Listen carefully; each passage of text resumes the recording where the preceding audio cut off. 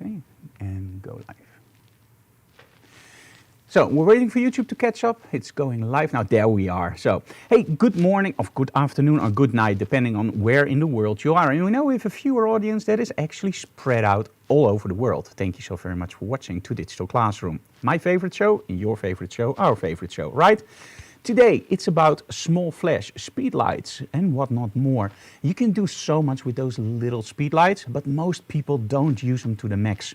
And I'm not going to say that today we're going to do it to the max, but today we are going to try to give you some great images with those small strobes. Okay, let me see. Somebody says no sound, but sound should be okay. Annewiek, do you hear sound on your end? Oh, somebody else says sound works. Okay, sound works. So, okay, so there is sound. Okay, that's cool. So there is sound. Annewiek has sound. Okay. Hey guys, so what is Digital Classroom? Digital Classroom is interactive. That means on the YouTube stream, you can actually give comments and leave comments, of course, and we will try to incorporate them into the program. Now, in the past, we did Digital Classroom slightly different than we're going to do it now and today. The reason is very simple. This is the 6th season already. It's longer than Game of Thrones, right? How many seasons was that? Whatever. We're going to have a better ending, I hope.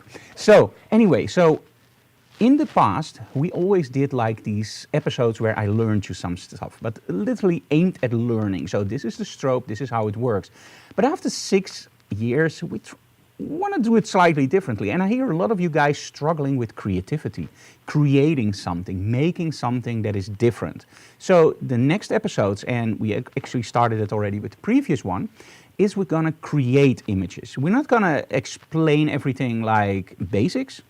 We are going to create images, and during the creation of those images, I'm actually going to explain stuff to you guys. So, you are ready for Digital Classroom? I'm ready, so let's start.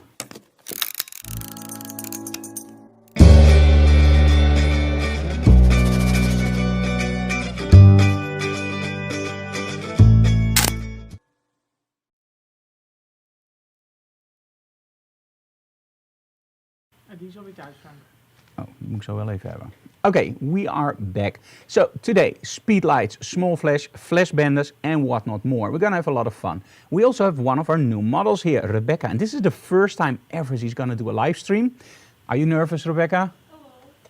She says she's terrified. She's sweating, dogs and cats, and it's all over the floor. The whole studio is wet. She's so incredibly terrified of you guys.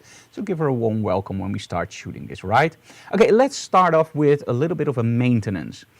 Yesterday I had an immense pain in my back, so they gave me some really great painkillers, and they are really, really great because everything in front of me is now moving around like a nice trip. I see all the colors beautiful and three-dimensional. I'm just kidding, except for that yellow elephant over there. But if I seem a little bit off today, or if I struggle a little bit with my words, it's probably because of those amazing pills. Whew, feels like a roller coaster. I'm just kidding with you guys. Okay, so small flash. What is small flash? For me, small flash is everything that is determined as a speed light. So what is a speed light? Well, when you look at normal strobes, there are some limitations. So for example, a big strobe you can't carry around in your backpack very easily, right? And for example, the big strobes, they don't support stuff like TTL or zooming and that kind of stuff. So you are literally most of the times stuck to that 125th of a second X-sync. In other words, if you shoot faster, you get a black bar in your image because that's your second shutter curtain. Small flash for me is something else. Small flash are those small strobe speed lights which you get delivered with your camera. And with your camera is a little bit like downplaying it. Bear with me. So those are the strobes that are literally linked to your camera. So studio strobe is separate from your camera. You use a trigger, you trigger the strobes, but there's no communication between the two. It can be a Hensel strobe, or it can be an Allengram strobe, or a Profoto strobe, or Broncolor. It doesn't really matter as long as you have a trigger. Those are the dumb triggers. In other words, they just send. Now, when we go to speed lights, for me the determination between speed light is one, of course. You can carry it in your backpack. But the other thing is also it supports TTL or ETTL, metering through the lens, and HSS, high-speed synchronization or high-speed sync. What that means is we are not stuck anymore to that 125th of a second. We can now shoot up to 1/8000th of a second. It's necessary for that to work that there's communication between the camera and your strobe. And this is where I will give you a tip. if you're gonna buy speed lights for your camera, make absolutely sure that you buy the correct speed lights. In other words, there are speed lights that are programmed for, hey, this works with Canon or Nikon or Sony. And then you get them, and they do, but they only work in manual mode. So you can't use any metering through the lens, you can't use high-speed sync.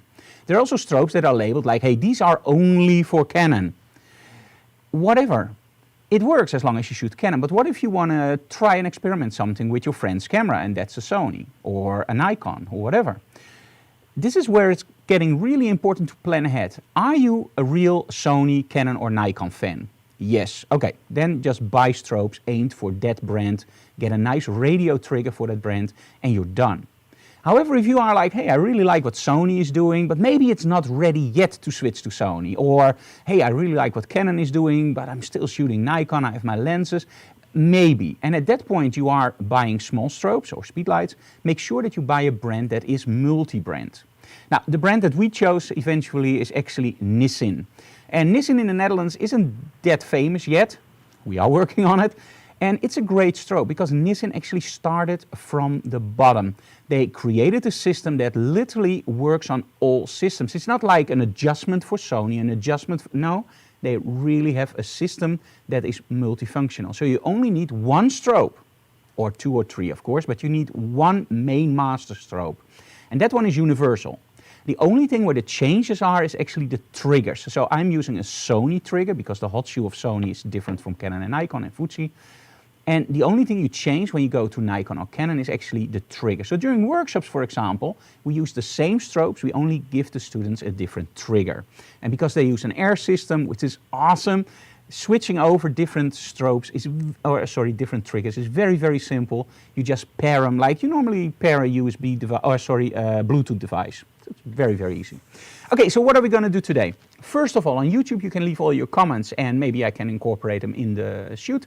And second of all, we are shooting with Rebecca. Now, Rebecca has been here for her test shoot, and after that, I didn't see her anymore. So she made a big impression on me on the test shoot, so let's see what she can do today. She doesn't know it yet, but this is her final exam.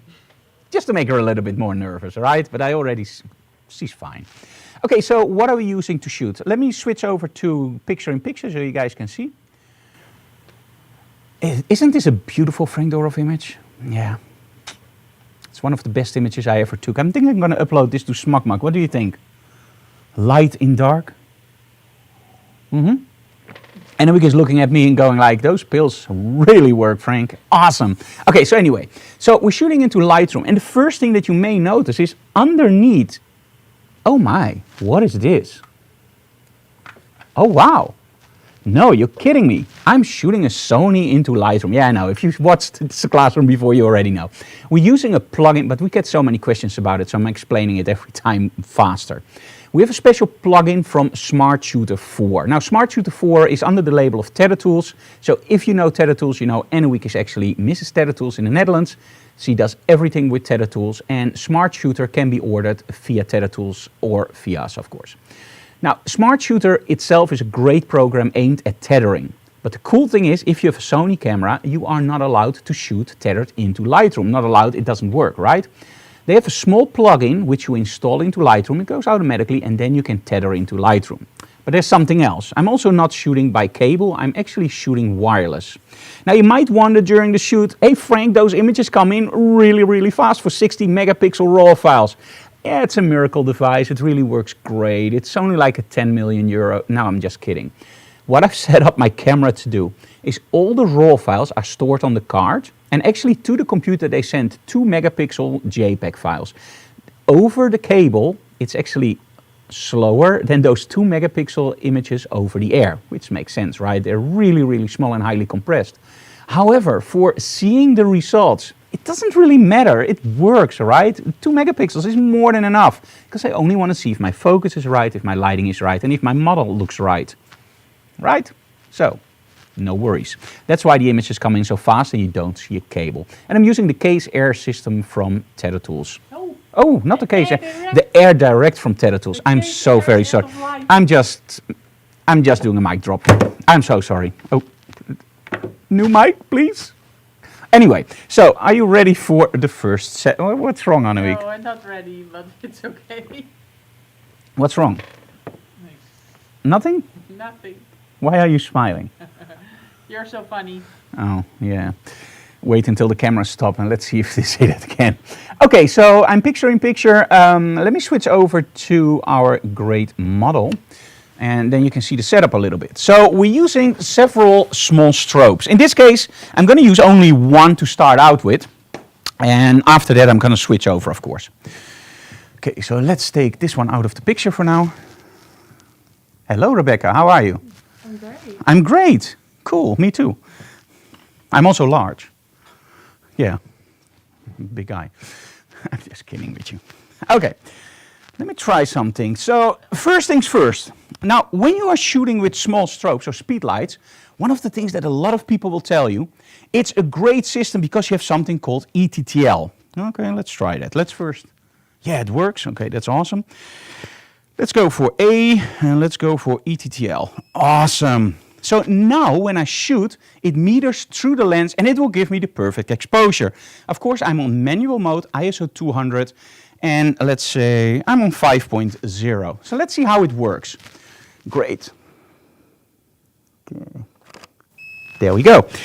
And as you can see, it works, but that's about it. It looks absolutely horrendous. It doesn't work at all. Now, why doesn't it work at all? For the very simple reason, I didn't even look at how I aimed my light. So the first thing we have to do is we want to create mood. We want to create an atmosphere. So when I look at my model, I see this green and I see this backdrop. Now, when I look at an image like this, I go like, okay, this is somebody who, well, wanted to have a Rembrandt triangle. Well, man, you succeeded. You wanted chiaroscuro, light, dark, light, dark. Yeah, you succeeded. But still you need more in an image, right? You want to have something in your image that gives you that oomph, that gives you that feeling of, wow, I really want to shoot that. Now, what I normally try to do is build contrast within a shot. Now, as you can see here, ETTL does work. Even if I don't really aim my strobes, it still figures out where I aim my camera. It's actually a pretty nasty system. It really works great. But if you want to build some tension, the first thing you want to do is build contrast. And by contrast, I mean that you want a fast shadow transfer. You want that shadow to go really fast to dark. Now, to do that, you need to place your strobes really close to the model. And I'm going to ask my model actually to stand against the wall. Now, don't lean because it doesn't really move. Or it does move, but it's not supposed to move. Okay. So when it moves, it's not a good thing.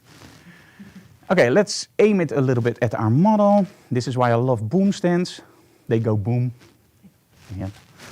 Those pills, awesome. No, I'm just kidding. Okay, let me try. So look a little bit that way. Okay. Now, do remember that I'm still shooting ETTL. So in other words, nothing has changed. But now when I look at my image, I go like, ooh, ooh, ooh, ooh. It's really overblown here, right? Aye, aye, aye. How does that work? Well, that's ETTL. What ETTL tries to do is it meters through the lens and it will try to get everything into 18% gray, middle gray. Now, what is middle gray? Middle gray means that everything added together will make a nice bell curve. And we don't want a bell curve. We actually want something that's a little bit more dynamic, right?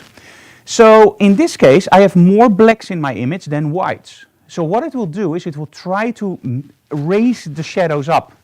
In other words, it will blow out some highlights, especially in the face. We don't want that. It looks really nasty. Now with ETTL, you have an option, just like on your normal camera, with exposure compensation. Only in this case, it's called flash exposure compensation. Now in some cameras and some systems, you have to do that in camera, in the menu. In all honesty, that sucks. What you want is you want it on your display. Let me go a little bit closer to this camera, to Brian. So what you can see, and I hope that he can zoom in on this, it's now on ETTL, and you see that everything is in the middle, so it's zeroed. Okay. What I'm now going to do is I'm going to select channel A, because channel A is actually that strobe.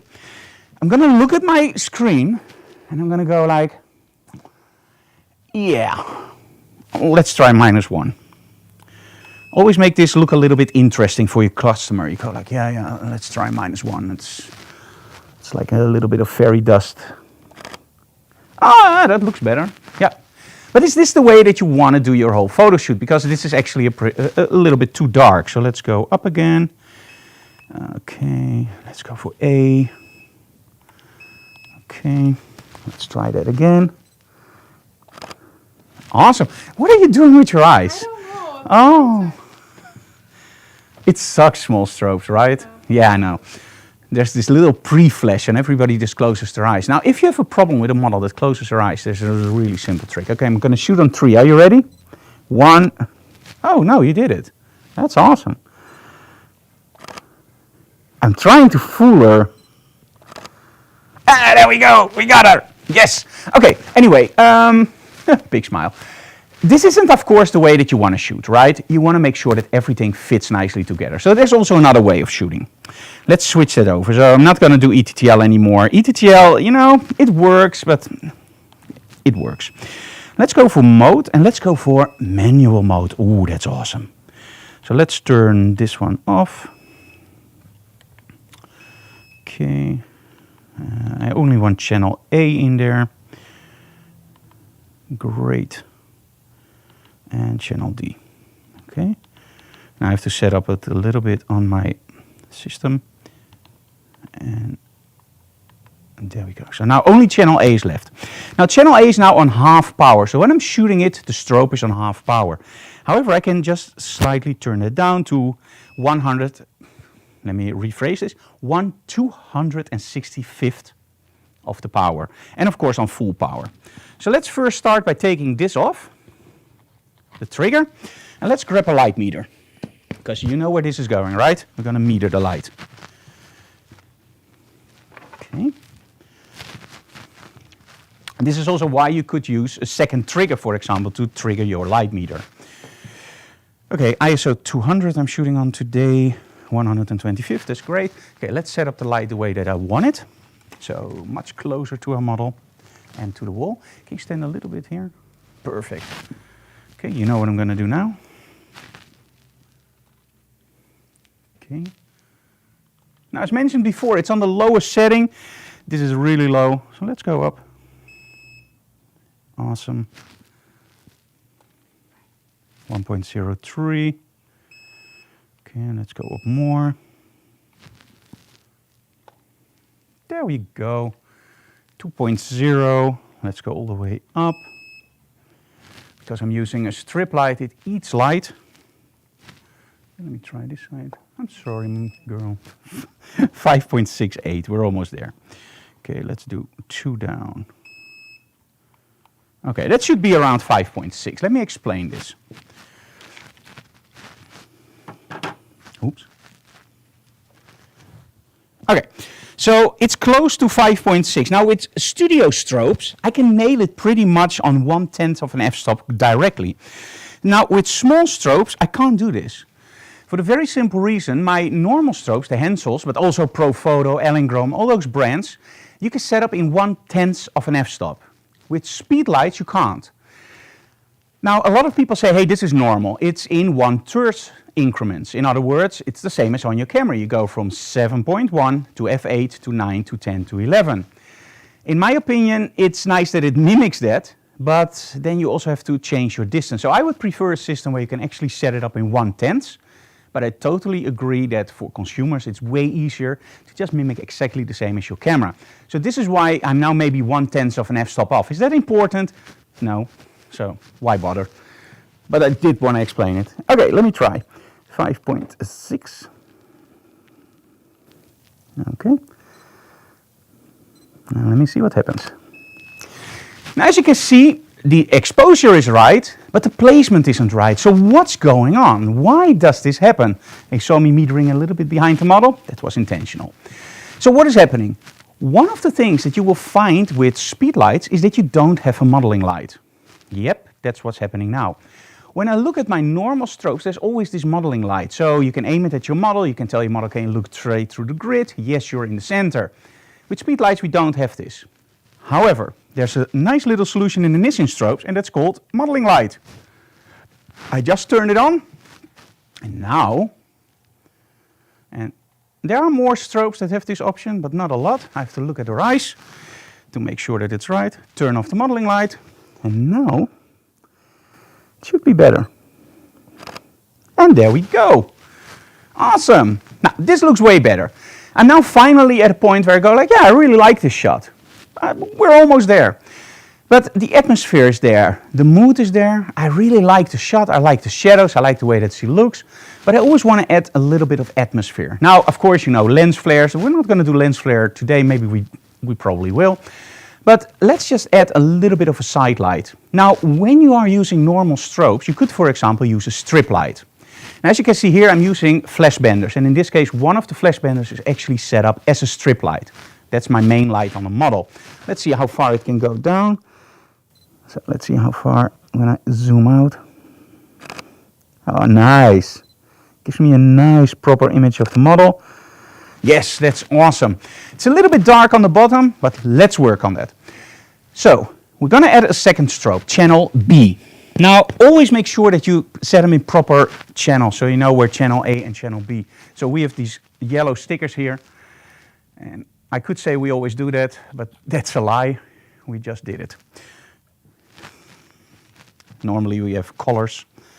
Okay, so let's place this behind our model and just aim it towards myself. Now I'm going to use the flash bender as it is now.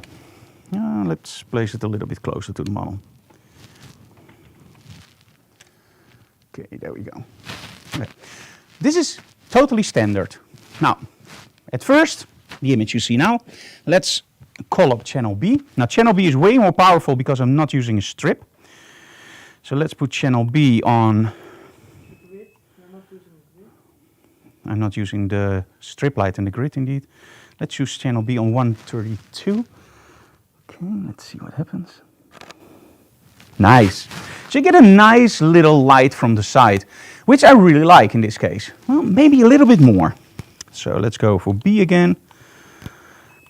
Let me explain why I don't meter the backlight in a second. Oh yeah, that looks way better.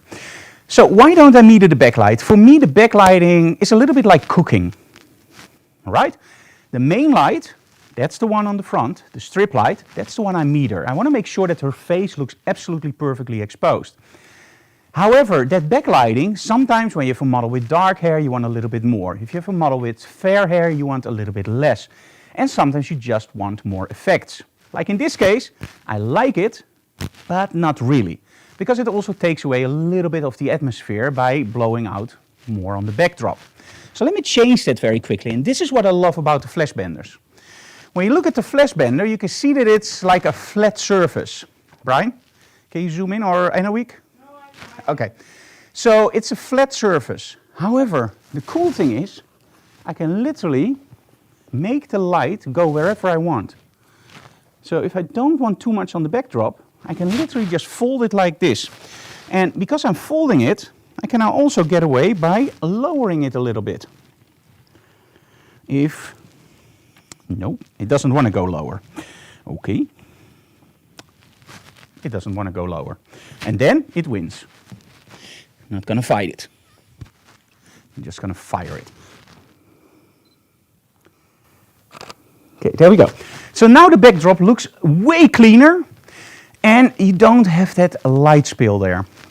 Okay, so let's say you want a little bit less light on the backdrop. No problem. Let's make sure that we move this one away. And let's fold it a little bit more. Like this. There we go. Maybe we need a little bit more light in a second. Okay, there we go. And now we have a nicer lens flare and slightly more on the model. So now we have that even look. And now we're getting somewhere. I actually think that I'm going to like this a little bit better. Okay, can you look a little bit towards the light? Nice. Center your eyes. There we go. Look towards Brian if you want.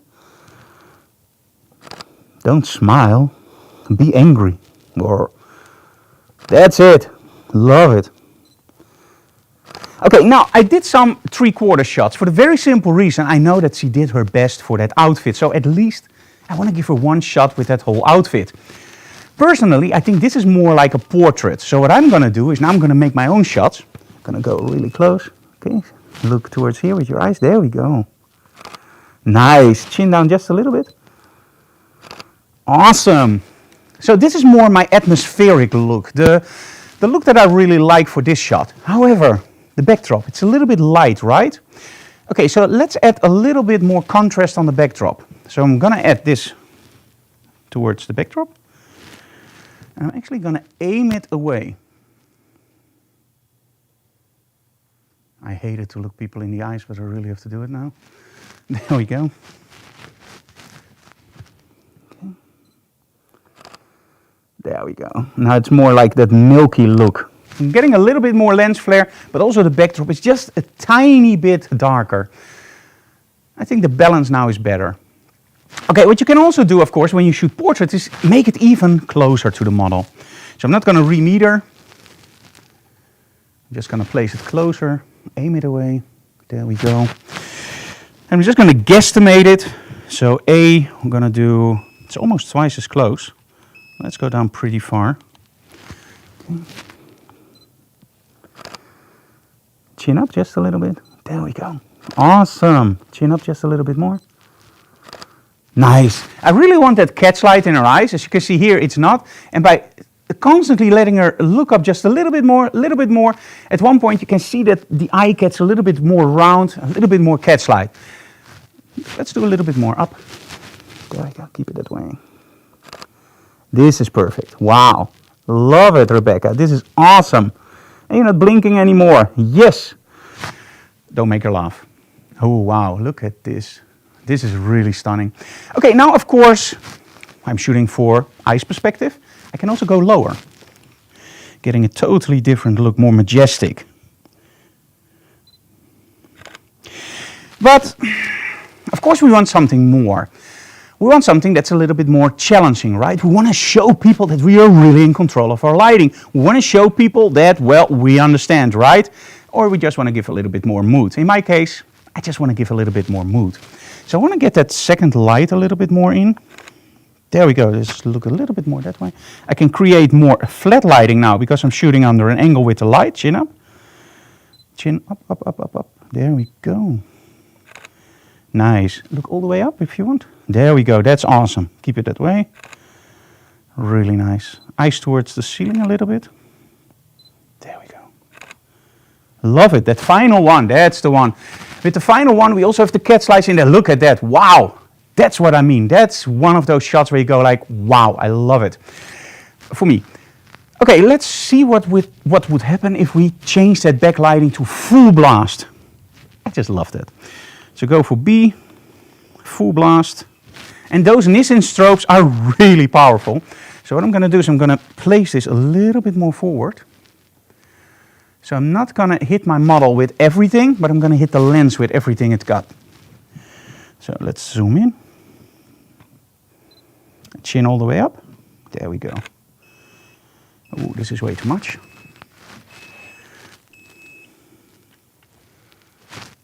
Okay, let's move it away from our model.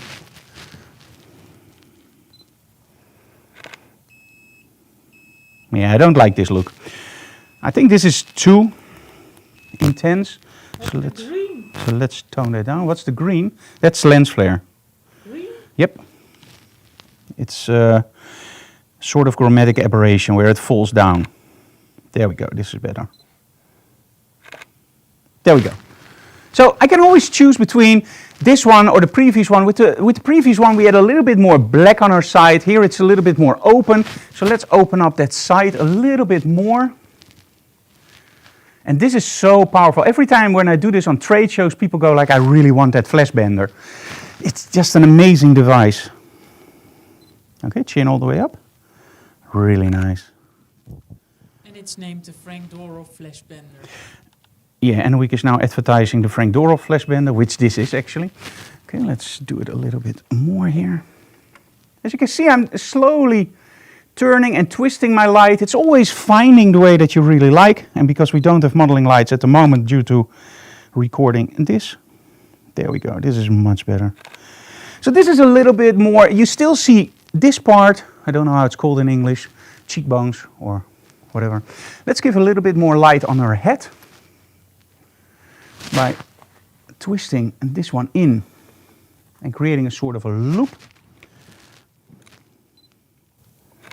Ah, there we go. Awesome. Chin up even more. Yes. Rebecca, you rock. Amazing. Wow. Okay, you can change for the next set. Awesome. And Brian and Enneweek, can you please turn around? It's going to be They will tell you what the color is. It's extreme. Okay, so let's see what we can do with these images. They're gonna rebuild the set. Let me just rephrase some stuff for you guys. Hope you will survive. Frank, of course you will survive me. Okay, what model Nissin flash are we using? We're using one MG80 Pro. Not for sale in the It's Netherlands. not for sale in the Netherlands. And we have, what's the big one, Annewiek? I'm always so bad with names. Annewiek will find it out. Now the big one we are using, and after the show I will actually take them off and I will show them to you guys. The big one we're using also supports lithium-ion batteries, and also the MG80 I'm using supports lithium-ion. This is also why that smaller strobe on the back recycles like crazy. You saw it on full power and you hear it beep, beep, beep, and it was done. And it will keep doing that. So we'll go beep, beep, beep, done, beep, beep, beep, done. And that's because there are lithium-ions in there. Now, before you jump and go like, oh, I want to buy lithium-ion batteries, that's awesome. Don't. Because the lithium-ion batteries don't work on all strobes. In fact, you can literally destroy your strobe if you try to put them in and they're not compatible. This is what I like about the Nissin strobes. They are compatible with those batteries. And those batteries can really, really save your shoot. Because, well, let's be honest, if you use normal envelopes, which are awesome by the way, after about 100 strobes, it will die down and it will go down in power and also in recycling time. You don't want that. You want to keep shooting. The disadvantage of those lithium ions is you can keep shooting, and that will mean that at one point the strobes can actually damage itself by generating too much heat. So be careful with lithium ions. They push you to shoot a lot and fast. Try to slow it down. It's way better. Okay, do we have any other questions at the moment? No. Okay, let's go through the images very quickly and show you guys what I meant. So let's drag this to another monitor. Okay, so when we started out, as you can see here, I didn't aim the light at our model. So that means that actually the backlight was lit. Here I did aim it at my model, but I used ETTL, meaning I don't know what the strobe output is. It's always like a guessing game. Same thing here with exposure compensation or flash exposure compensation. And here we started using the light meter. And immediately you see, as soon as I start using the light meter and aiming my light, that makes a huge difference. Now, why do I show it in this order? Very simple. Last week I had a conversation with one of my students and he actually told me, Frank, the biggest problem I have is I visualize everything, I know it has to work, I take the images and it just plain sucks. I take behind the scenes images, I compare it with, for example, what you do or during the workshops, it all fits, it all works. Why? The reason is very simple. When I wrote Mastering the Model Shoot, the book, one of the things I didn't include in the book were actually diagrams. In other words, how do you set up your lighting? How does the lighting look? Now, the reason I didn't include diagrams is especially what you see here. When you take a picture behind the scenes of one of my sets, it will look like the strobes are just placed somewhere, right? You can figure it out. I can even give you the numbers. It doesn't matter. However, because I'm using grids and very, very narrow beams of light, like the flash benders, like the normal strip lights with grids, the beauty dishes with grids, everything with me almost has grids. And what a grid does is really, really steers the light. And it means that the difference between this and this is huge. I can never draw that in a book. How can I say it has to be on 41.8 degrees of the model? If you go to 42.5, it doesn't work. That doesn't work like that. This is why I'm a big advocate of shooting in dark studios where you actually have control over your lighting. Like in our studio, we have 100% control over our lighting. We know exactly what we can do. We know exactly where we can place the lighting. And we know exactly how it will respond. Thanks to the darkness in our studio with modeling lights. So during Digital Classroom, you often see me struggling with light setups. It's not really struggling, it's more like, I don't like it, let's change it. I don't like it, let's change it again. While in the workshops, you often see me placing it, or in demos, right on the money. The only reason for this is modeling lights. Now, as I explained in the live shoot, these Nissins do have modeling lights. It's one of the extra selling points, I think. When you go out and you buy small strobes, make sure you select one that supports a modeling light. And in this case, it's just very simple. It's just a LED light, but it does work great. Okay, no more questions about that. Okay, that's awesome. It's the MG10. Okay, the MG10, that's the big one. And that one I highly recommend. It takes 8 batteries and it just rocks. And you can also get a battery module for it for the lithium ions. 8 lithium ions? Dude, you can go to the moon and take pictures from Mars. Whatever. Okay, so here I started doing a little bit more with my lighting, started to add the second light. As you can see here, we're getting there. But one of the things that I don't like is if I don't see cat's lights in the eyes of the model. So she was actually looking a little bit too much down. Now when you look at this image, there's another thing that I don't like when a model does that. And in this case, Rebecca, of course, is an awesome model, but it's all those things that she doesn't see because she doesn't see what I see through the lenses. You as a photographer have to talk to your model constantly. Chin up just a little bit more. And sometimes you really feel like that geezer behind the camera that is pushing around this girl. Don't.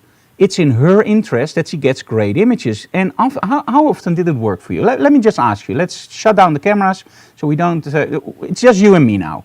How often did it work for you that you took a shot and you didn't want to ask the model to change her pose again and again because you were afraid that, oh man, I already asked it 10 times. Then you look at your images and the only thing you can say is, okay, it looks nice, but what if? What if? It happened to me a million times. And at one point, you know what? I just quit. I just said, you know what? You want to have great pictures. I want to have great pictures. If you don't want to do all the posing, get out. Very simple. There's the door. Get out. I don't want to shoot you anymore. Now, if you are a model that, like me, wants great images, you don't mind if I say, can you tilt up your chin just a little bit more, little bit. Yeah, that's it. Stay that way. And Rebecca doesn't see that as, I'm doing something wrong. No, she sees it as a photographer that's passionate about his trade, that want to give her the best images possible. And that's just awesome. And that's why you have to have a model that doesn't just want to have pretty images, but that's a real model. And that's a huge difference. You have models that are just pretty girls that want great images, and you have models that understand the trade. And the trade is incredibly brutal. It's about, no, too far, back, tilt, no, too far, back, tilt, yeah, maybe, no, start over. You have to bear with that, and I'm very fast with my posing, but still, you have to bear that with you. So that's one of the things I actually test during a workshop and during test shoots, is how far can I push my model with changing the poses. And with her, I could probably go on for an hour with small changes. But we also, during test shoots, sometimes had models after about 4 or 5 changes. Yeah, just shoot it, I'm okay. And I'm going like, I'm not, bye. So make sure. Okay, here we started adding a little bit of lens flare. Now what you see, I actually like this. But for a lot of people, there might be a little bit too much darkness here. So after that, I started changing it. But you see that most of the images I shot with this light setup because I already know this is going to be it. This is going to be the light setup. Now, of course, I also love close-ups and portraits. Now, there's one thing with portraits you have to realize. Zombie eyes. Dramatic effect, zombie eye, whatever. Dramatic, looks better in my face, but anyway. So, zombie eyes. What are zombie eyes? Now, we all know The Walking Dead and all the zombie movies, right? What is the one thing that always frustrates me a little bit? You see those wide eyes, like they're blind, and they can still find you. How about that? Maybe they smell the brains or whatever. So, when you shoot a model, and you shooting it like this in a portrait that's actually in a sort of side way, it happens very quickly that a model just looks away from you. And then you have a lot of eye white and just a little bit of the pupil and iris there.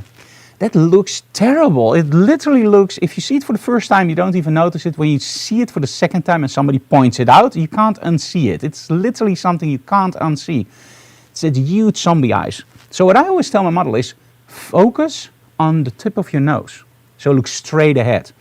Once you look straight ahead, she automatically already centers her eyes, and you get images very similar to this. This is actually better.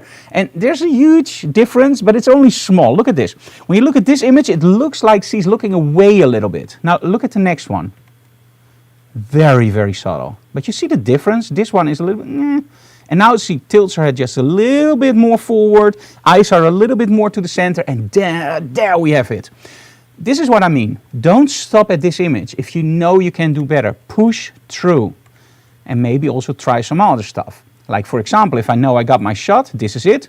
What I always do, I shoot 3 or 4 more. If there's a better one, I continue. Now watch this. This is the shot that I like. 1, 2, 3. Next set. See? I do it all the time. Now in this case, too low, aim it higher. I really love this shot. 1, ooh, maybe this is better. 1, no catch light. 3, oh, there we go, this is better. 1, oh, lower standpoint, even better. And I just keep going. And at one point, I like this, change over. No, don't like this, too low, too low. Oh, this is okay. Maybe raise it just a little bit. See the difference? It's very, very subtle, but look at the eyes. I hope you can see it on YouTube. Look at the eyes. It's very, very subtle, but it just opens it up a little bit more. And there we go, the catch light. Look, difference. This is okay, and maybe you would stop at this one. Go, well, great shot. Better. Ooh, wow, look at the catch lights. And start adding lens flare. And this one I like, but in this case I probably will go into develop. And I will go for one of my presets. You can get a preset pack, by the way, online.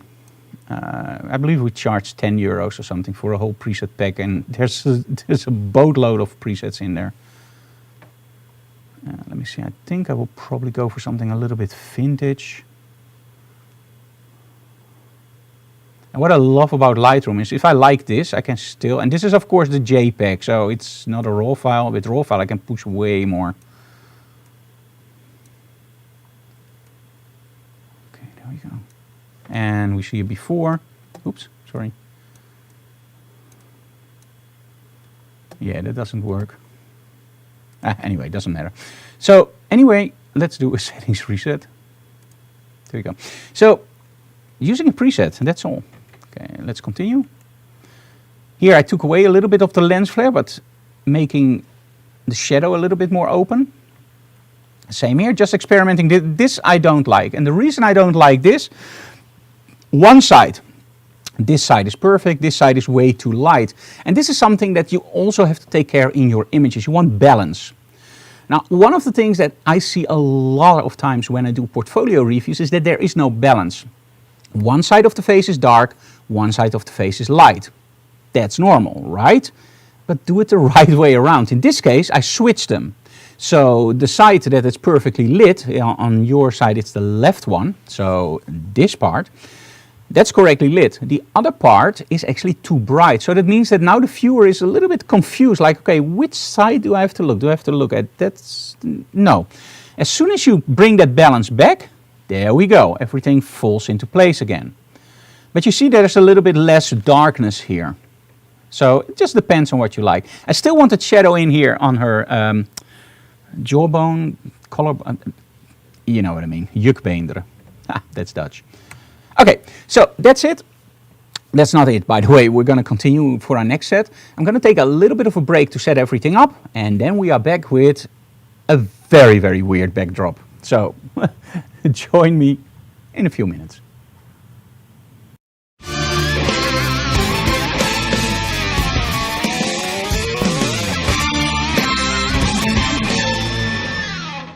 Hey guys, my name is Frank Dorhoff and I'm the author of the book Mastering the Model Shoot.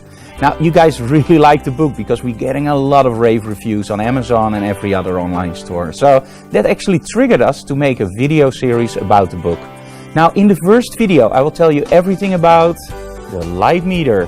Now, in digital photography, I think the light meter is the one thing that confuses people a lot. Shouldn't I use the histogram, Frank? Isn't there a meter inside the camera? Where do I point the meter? Towards the pretty girl? Towards the camera? Towards the light source? Where? There's a lot of confusion out there. Now in this video I will give you in more than 70 minutes all the insights out about the light meter. Calibrating, using incident and reflective, using a white background, how to keep details in the black, how to trigger the meter, where to point the meter. You will see everything very easily explained, but you will also see photo shoots including our model Manon. This is one of the videos if you're slightly interested in the light meter, or if you already have a light meter and you want to know everything about it, get this video. It's called Mastering the Model Shoot, the light meter, and it's the first video in a whole series that we're going to release in connection to our book Mastering the Model Shoot, and it's available now from our website.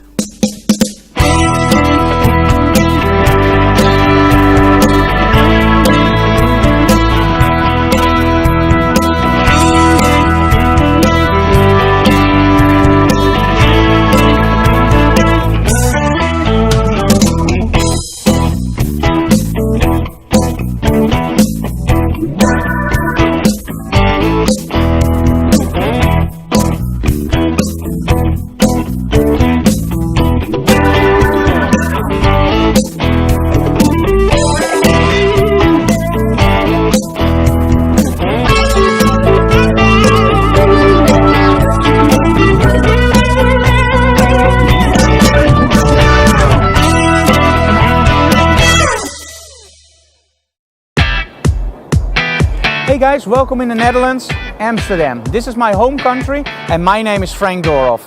Working with models, that's what I love to do. That's where my main passion is.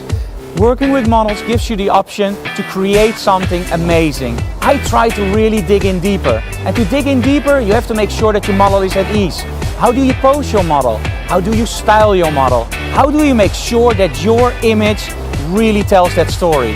If you want to know more about working with models, check out my class on coaching and working with models on kelby1.com.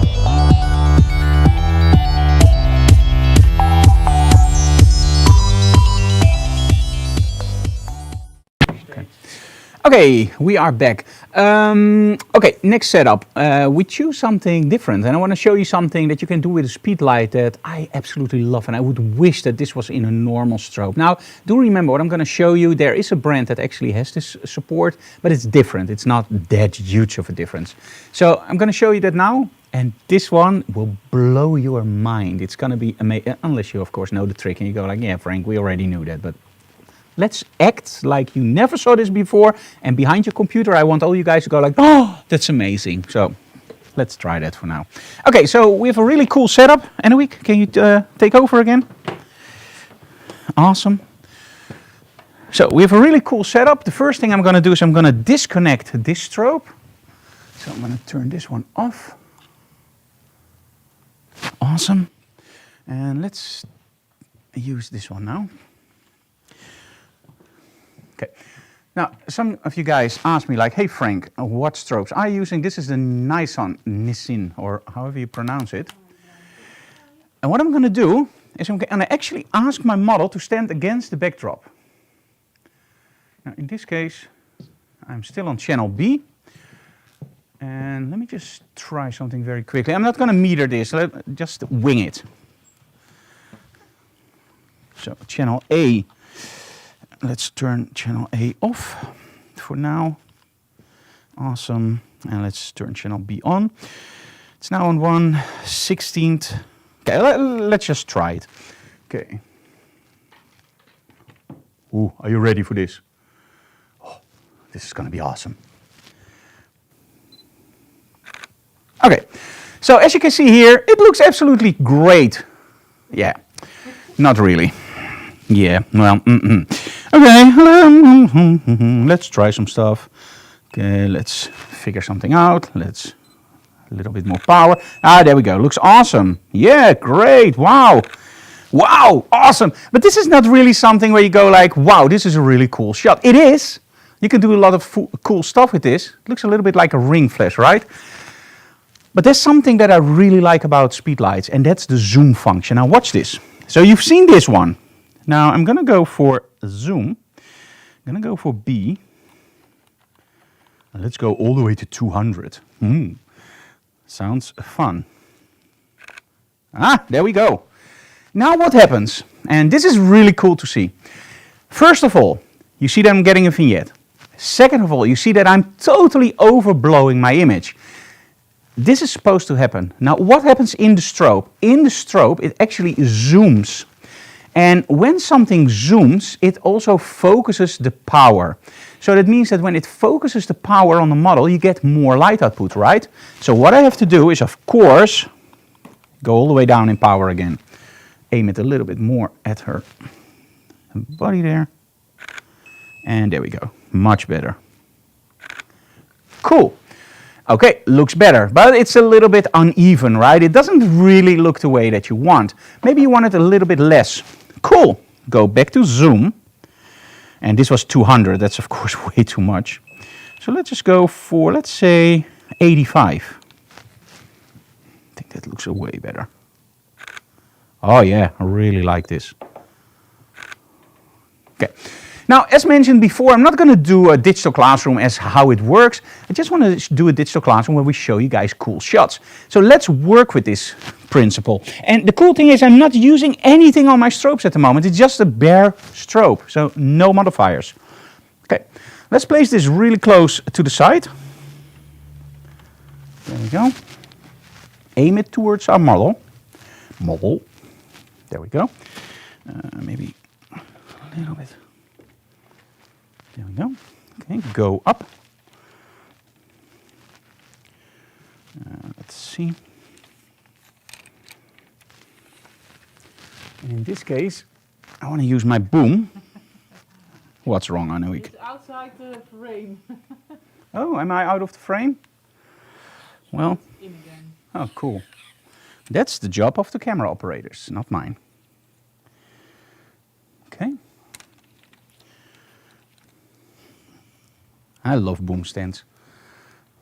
Okay, let's go up.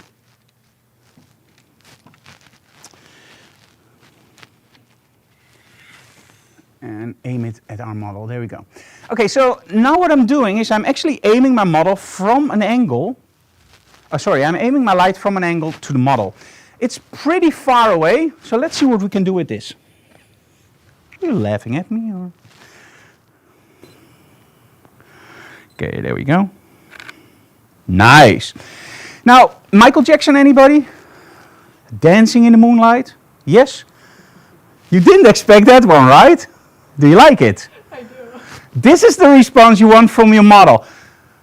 Fuck, what just happened? Oh, sorry, beep that out, YouTube. I'm so sorry for that. So what I'm doing now is actually something that's called using the prism inside the strobe. It's actually not a prism, it's a Fresnel. It actually moves that light. And a Fresnel always gives you this nice, almost like, how do you call it with clouds? Clouds from the heavens or whatever, God clouds, where you see those light beams perfectly going through the clouds. That's the effect that you get with this. Now, let's zoom out just a little bit. So let's go for zoom.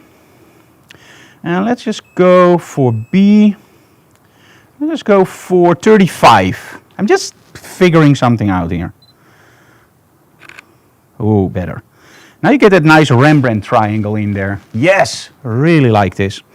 Okay, let's lower the output just a little bit because it's actually looks okay.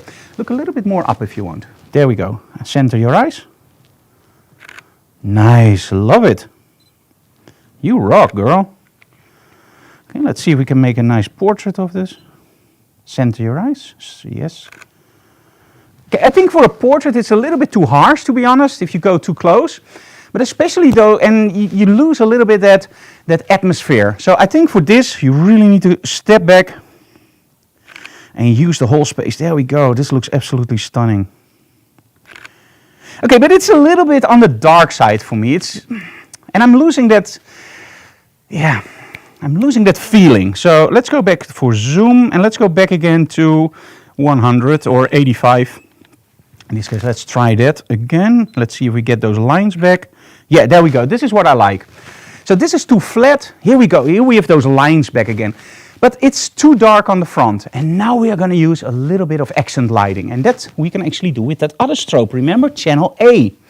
So never break down everything, even if I say it, because I'm always going to need it. So there we go. So let's aim that one a little bit from the front. And I'm just going to use this as a fill-in. So it's not going to register as a real strobe, like a powerful light source. Just going to open up the shadows a little bit, like you would normally do in Lightroom or Photoshop. So don't want to hit the backdrop. There we go.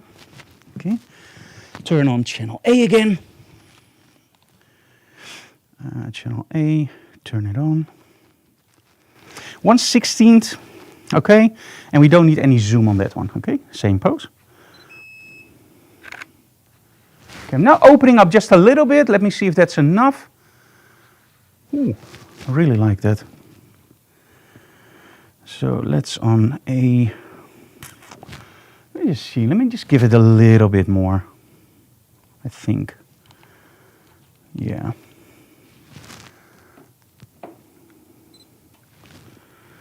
Okay. Let's go channel A. Let's go one stop extra. Okay, there we go. Nice. This I really like. Okay, try some different poses if you want. Also if you don't want. Nice. Now as soon as he starts doing poses, the first thing I notice is maybe, just maybe, I like to overexpose this a little bit. It's already a little bit hot on the arms, but maybe I can get away with it. So let's try that. Let's go for not 5.6, but let's go to 4.5. So 2/3 of an f-stop extra. Oh yeah, that does the trick. Nice. Love this. Yep, I love it when you look towards the light. And also tilt your head towards the light. So that way. There we go. Center your eyes. Straight ahead. There we go. Yes. Now, in all honesty, there's a little bit too much shadow of the head. So, of course, you can tell your model, take off the head. No, don't, because the head is cool. So what you can do is, because this is just a fill-in light, so I'm just going to use this one. I'm just going to lower it. And I'm not using a reflector, because reflectors you always have to aim and you have to make sure that the light hits it correctly. And with strobes you can just move them around. They're a little bit more expensive, of course, than a reflector, but they're so much more flexible. Okay, are you having fun? Yeah. Awesome, me too. Oh, it's very important that you have fun. Okay, let me see. Okay, way too much. Let's go down all the way.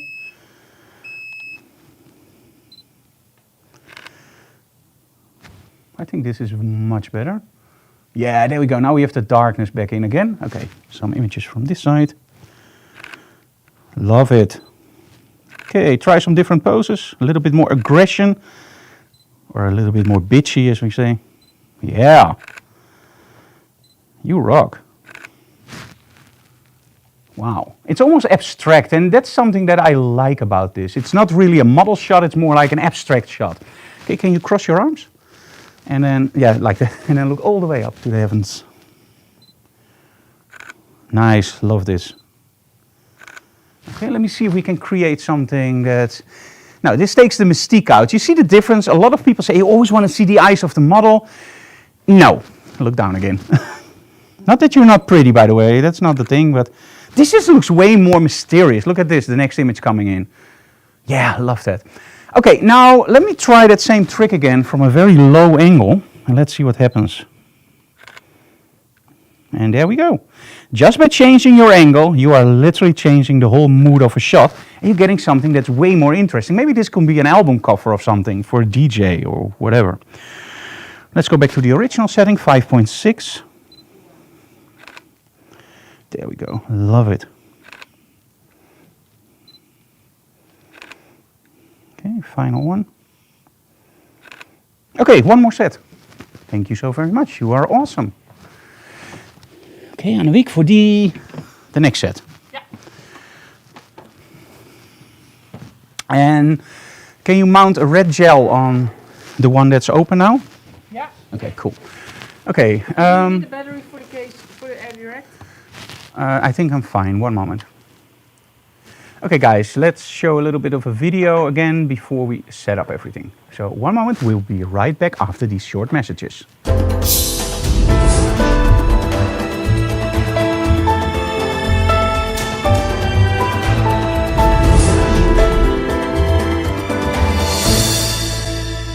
Hey guys, my name is Frank Doorhoff and I'm a fashion celebrity photographer based in the Netherlands. But most of all, I love teaching you guys about photography. Now, what is the main ingredient of photography?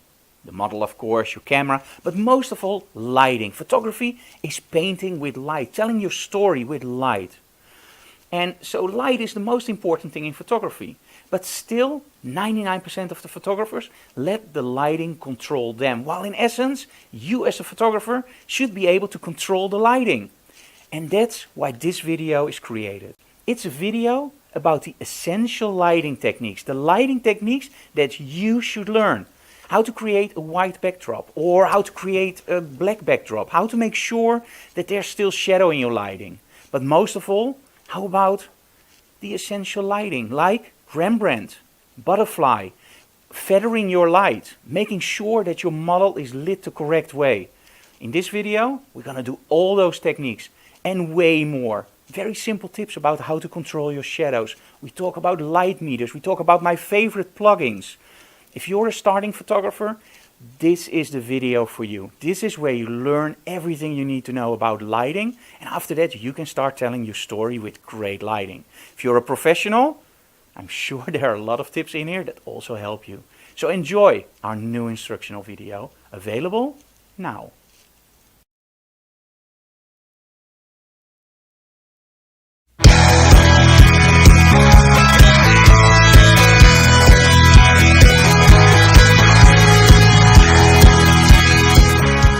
New York, without a doubt, one of the most beautiful places in the world for street photography. In this video, Beyond Snaps New York, we're not only gonna show you tips and tricks about gear, getting great shots, locations, how to talk to people, and much more, but we're also gonna show you some places that you may or may not have heard of New York. How about 2 Chinatowns? You probably know one. We actually found another one that's way more interesting. How about a location where you can get great night shots? Or Jay and Silent Bob's secret stash, Amityville. This video is jam-packed with not only photography tips and techniques, but also great locations to visit when you go to the New York area. I'm sure you're gonna enjoy this video. In my opinion, it's one of the best we ever made. So enjoy Beyond Snaps to New York. Okay guys, we're back. Hey, by the way, that last video, Beyond Snaps, of course you know that I do a lot of model photography, and a lot of people don't even realize that we do a lot of street and travel photography in between. Beyond Snaps New York is one I can highly recommend, especially if you see the stories behind it. Like, of course it's jam-packed with photography tips, like you know from me. But the cool thing actually is that there are so many stories in that video. Like for example, Jay and Silent Bob's Secret Stash, the comic book store, where you actually see the guys that are actually running the TV show. Like with Pawn Stars, when you go to the gold and silver pawn shop, they are not there. When you go to the comic book store, they are there, the ones that actually run the TV show. But also the one with Amityville, the house Amityville, right? It's not in the location where you think it is, although it's very easily spotted. Just to give you some inside information, the cool thing is, if you have a house that has the intention or the story that it's haunted, right? And you live in a normal community, and you don't want people to come to the house, you can do a few things. In the book they changed the address, but they used the same street. They just added, I believe, 2 numbers. So that's insane. Just imagine a totally different street, right? But they used the same street. Now the thing is, we knew this, so we knew the right number of the place and we knew where it was. However, even if we didn't know it, it's so easily spotted because all the gardens are very nice. No gates, nothing. And then you come closer to the Amityville house and you feel it getting, no, I'm just kidding. It's just a normal house. You come closer to the Amityville house and you see one house just jumping out with a big fence and going like, don't trespass, don't do this. So, or they're very paranoid. And then you look at the number, you go Ocean Drive, the right number. You go like, yeah, this is the Amityville house. So whenever you want to hide something, do it in plain sight. Just don't put those fences up. On the other hand, it was a really cool experience. Okay, so did I get anything out of the Amityville house? No, but we got some great shots and the story is just amazing for us. Okay, so let me see if there are any questions. Loving the lighting and the change of angles. Yeah, that's the thing. I love changing angles. And the thing with lighting is directional. And lighting can also reflect. In essence, we don't see light. A lot of people think we see light, but we don't. Watch this. Okay, if I now turn off the light, do you really think when I open up my hand you see light? No, of course not. It's photons, it's whatever, but you don't see it. The thing that we see is reflections. So we never ever see actually light, we see reflections. So if you have something that reflects a lot back, you get specular highlights, right? If you get something that reflects nothing back and it soaks it up, you don't get any reflections back. And this is very important to understand whenever you are working with, for example, black reflectors. We call them negative fill.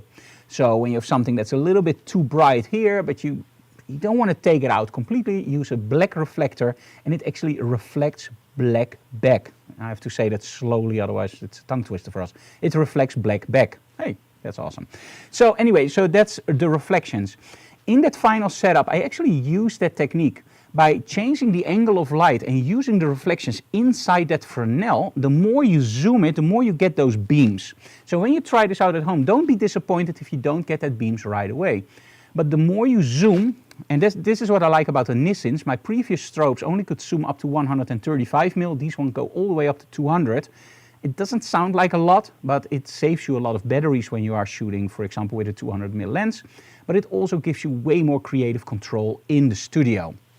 So, for example, when we are looking at these shots, let me see, let me go to picture in picture again. I'm sorry. Okay, there we go.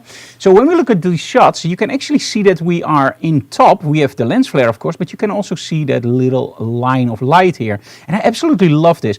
In one way, it reminds me of a very, very old picture series I saw. And it's totally different, but the look, Joe Satriani, in The Time of Surfing with the Alien, it's not exactly like this, but it looks like it. It gives that vibe, that feel. And this is something that I always look in my images. And this is what most of you guys ask me, like, what do you look for in an image? It's a vibe, it's a feel, it's something that's there that wasn't there before. And a pretty girl in front of a backdrop gets boring for me very, very fast. So those shots, and you can literally see when I zoom in or zoom out, you don't see those beams. And here, of course, I use way too much light. Okay. And I like it when you don't see your eyes. When you see your eyes, I think it takes away a little bit of the mystique. And I don't like that. And the zoomed in versions like this one, the close-ups, they just don't work with this. The shadows are too harsh, there's too much dark. And this is it. You see when you zoom in, it all just falls down. Sometimes when you have a shot, you zoom in and it just falls, everything falls together. And sometimes you zoom out and it just doesn't work. And this is one of the things, this is a really funny story I'm going to tell you guys. Don't hold it against me. Many moons ago, in a galaxy far, far away called Amsterdam, I believe, we did a workshop. And at the end, we just stayed, and there was this meeting the day after with a lot of photographers. And one of the models came up to me and said, "Hey Frank, do you want to see my portfolio?" And I was going like, "Yeah, sure." What I didn't realize, I'm going to tell you later. So I went through the portfolio and it looked really nice, like nice girl. And I was going like, yeah, it's not something that I would look for the workshops. She was really pretty, but in all the images you saw that it was the same model over and over again. And there was not a lot of difference in expression or mood or feel. Of course, that's also the photographer that has to coach her. But overall, you can pretty much look at a portfolio and go like, great girl, awesome looks, but not the expression that I need. I went through all those images and I was going like, see, it does look a little bit familiar, but hey. And at one point I saw this portrait and I was going like, ooh, I really like this lighting. Really nice. But the composition, it just sucks.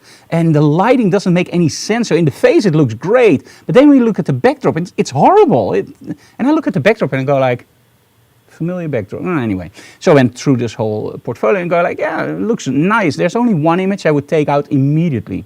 Oh, which one? And I went back and I said, this image. She went like, you do remember that you shot me during one of the test shoots? And I was going like, now I remember, yes. And I looked at the image again and I said, that isn't one of my images, right? And I looked at the backdrop and I was slowly starting to realize this is one of my images. And then she told me this little thing, and since then it's in our contract. She said, yeah, I really liked the shot, but I wanted a portrait, so I cropped it. Now, one thing.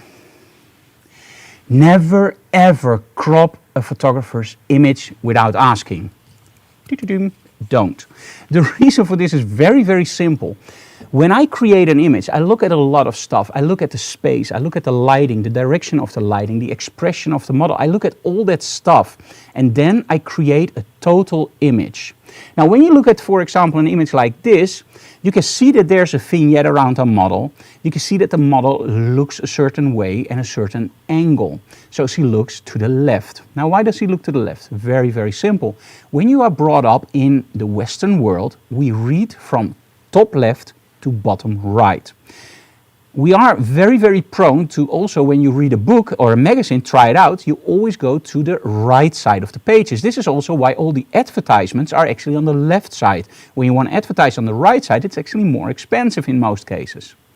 So when you have a model that looks that way, in other words, as you can see on the image here, I don't want to confuse you guys, but if you look at how somebody looks on the other way, you can literally just capture the viewer in that image. Now, I don't know if photos of Lightroom, let me switch this over, flip horizontally, and look at the difference. This image doesn't keep the attention to the shot as much as the other one. So, undo, flip. There we go. This is way better. Now, of course, the space, and this is, by the way, she's a little bit too much to the center. I would literally, when I do this, I would probably crop it like this. Yeah? Okay. Oh. There we go. Okay, now when you look at an image like this, the sides and everything that's space, they call negative space. The negative space is incredibly important. It creates the air in the shot. It creates the mood and the openness in the shot. It leads the viewer in. That's one of the reasons why I'm a very big advocate of changing negative space into positive space. But it also works, for example, with our logo. Now, when you see an image of us, does it jump up to you that our logo is bright red and always in the bottom left part of the shot? That's intentional.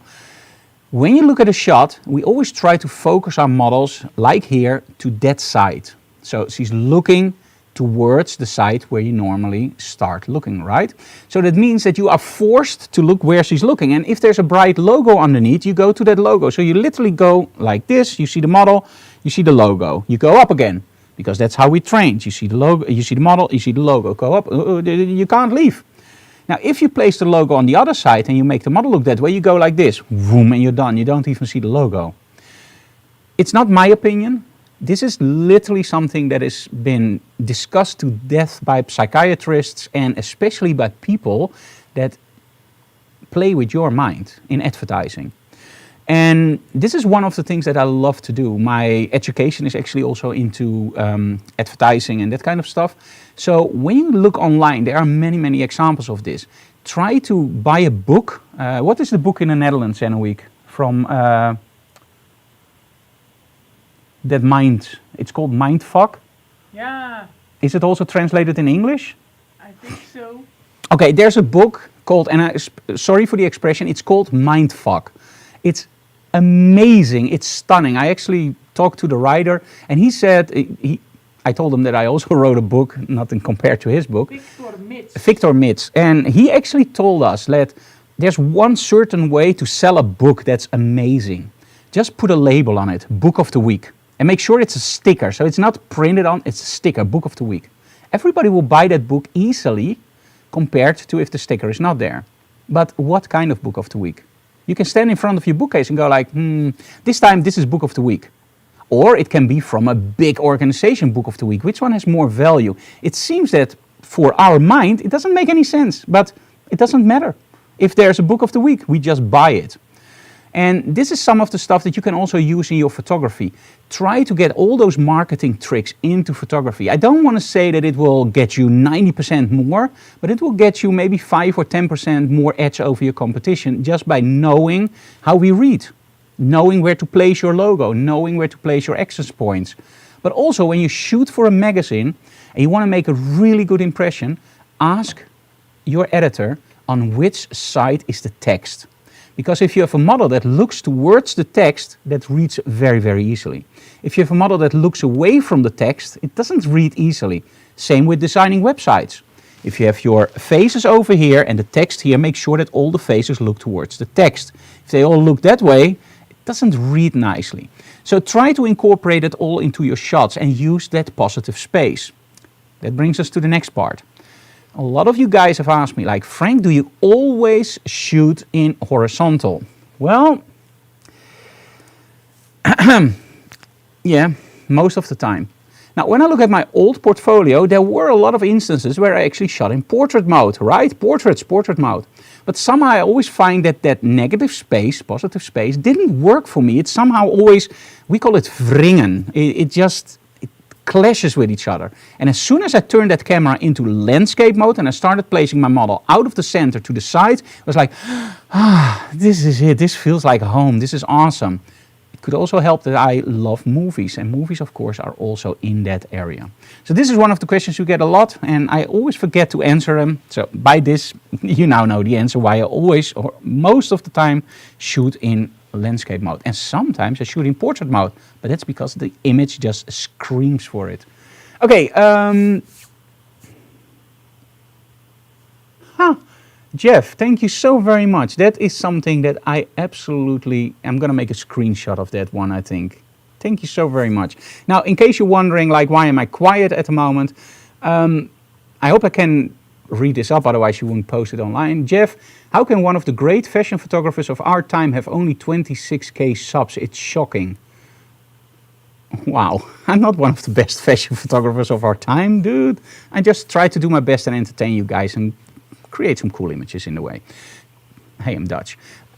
The reason we only have 26k followers is also beyond my belief. I sometimes see channels where there's nothing going on and they have like 1 million followers and we struggle with 26k. I think, and some people say it's BS, I really think it's because we are based in the Netherlands and our channel is dominantly English.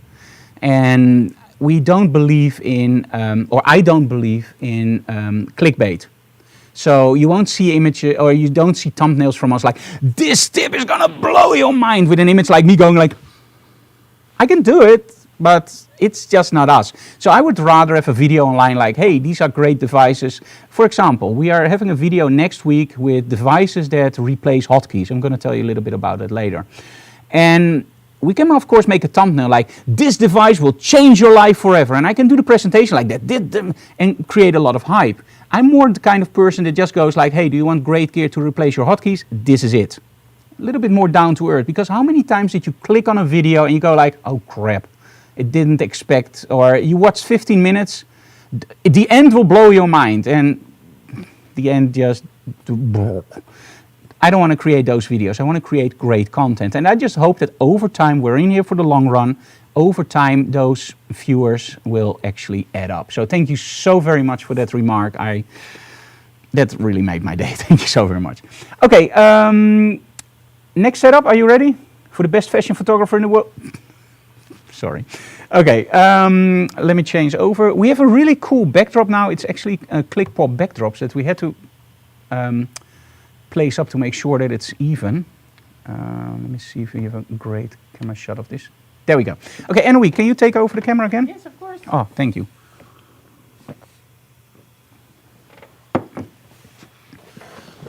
Okay. Oh, is that Facebook or YouTube you're monitoring? Both. Oh, both. Okay.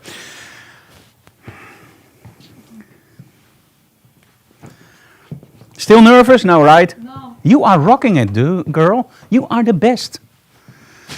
You're the best model in the world. Always. For today. Yeah, for today without any doubt. It's just great. Okay, so strip light again. Somehow I just love strip lights. Let me turn it on. Oh, it's already on. Now, of course, with boom stands, one of the cool things is that you can literally just change the angles and do everything else. Now, what I like about this strobe is, one of the things that I hate about strobes is they always fall off your stands, right? This is something that will happen all the time and it will destroy your strobes. You don't want that. So, I just wanted to show this. So, what we have here, that's why it's there. It was in the way. This is the Tether Tools Frio. Now, do you also have a loose Frio, Anne-Louise, I can show? Yes, of course. I just lay it on my thing. I will do it after the show. So, with the Frio, you actually have a system that is pretty tight. It's pretty tight. Now, in the case of wondering, I'm not going to show it, but you can move it around pretty easily. I'm not afraid to move it around like this and maybe, oof, do this. So normally, with my normal solution, if I do this, it's okay. But if I hit that corner, you see him hitting up? With my old solution, it would probably just fall out. And then you have to catch it. And I'm very quick, of course. No, I'm just kidding. So the Frio is awesome because it's a really tight solution. But it's not perfect. It can still fall off. If you don't put it in right, it will fall off. This one, this is rock solid. This is the Nissin. And this one actually has several, how do you call it, threads, where you can literally just screw it in. And this is so tight, I can literally... That's the MG10. That's the MG10. I can literally just lift up the whole stand. And what's this? Now it will break. No, I'm just kidding. You can lift the whole stand without any problem. And that also means that I'm a little bit more flexible. Now, the flash bender, in this case, we're still working on that, doesn't really fit because it's a really wide strobe. It's a really powerful strobe. So we have to use a little bit of tape. So this is the only weak point. So if something falls, it's only the flash bender. And again, we are waiting for an extension and then it will work fine. But for now, that's the only thing. Okay, so let's change this. And let's just use it as a boom. Oh, there we go. Really close. Okay. And let's go up. Let me see which one. There we go. Oops. Yeah, that's the only thing that can happen. Don't worry. There we go. It's still a very heavy device. Now let's leave it like this. There we go. Okay. Aim it. And now just aim it down just a little bit. There we go. So it's pretty tight. The only thing, of course, it can still twist, but hey, you have a pretty big strip light over there. So this is nice. I really like that. Yep. Okay, I'm not going to meter. As mentioned before, I want to save a little bit of time, and in this case, I don't want to take off the remote every time. Let's turn off channel B for now. Okay, let's see what happens. Okay, that's way too dark. Oh, of course, I'm all the way down. There we go. Strip lights eat light, so watch out for that. Really nice. Okay, maybe go to ISO 400 for now. Let's just go to f4. I think that's better. Yeah. So I need a little bit more light. Now this is one of the things when there's a client there, I always use a second trigger, and I'm going to make sure that my client doesn't see all the mess ups. The client will only see the images that really work. So don't worry. But for digital classroom, hey, we're all photographers, right? I'm just going to wing it for now. As you can see with the light meter, I hit it right on, and with this I still have to figure it out and try. This is why I hate not using a light meter, but hey, in some cases you just do. Okay, this is a click prop backdrops. We are the Dutch distributor for this, and I really like those backdrops because of the structure that you see. It gives it a little bit of an old-fashioned look. Now, if you look closely to the image, you can see that there's a lot going on that's wrong. I already told you I love my lights close to the model, but there's also something else, and that's called reflections. Remember when we talked about reflections? I didn't know that Rebecca would be wearing this. So that means that it works all the time. Her shirt is an awesome color and it reflects like crazy. So what we want to do is we not want to create too much contrast by placing the light too close, because we still want to get that shirt on, but we also don't want to use too less contrast. So I want to make sure that we have something in the middle.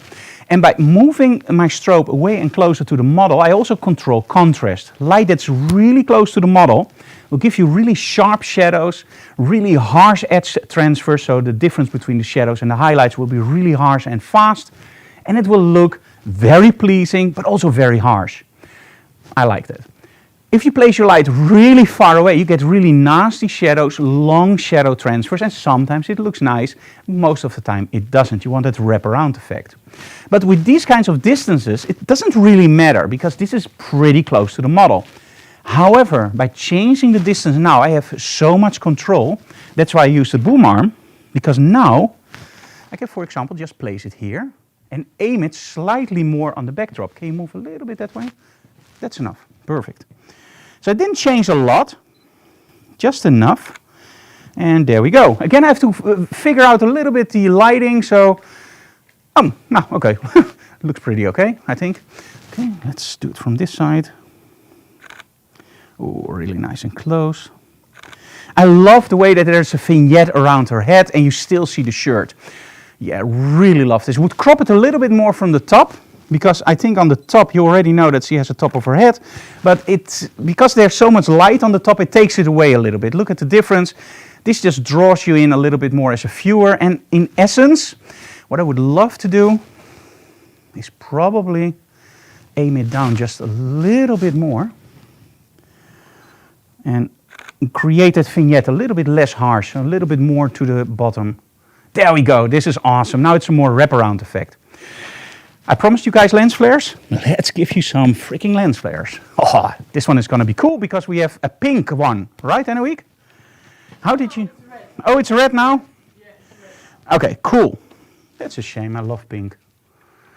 Yeah, you too? Yeah, you too or pink?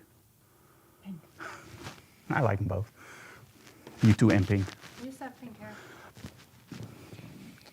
Okay. Let's go for B. Let's turn B on.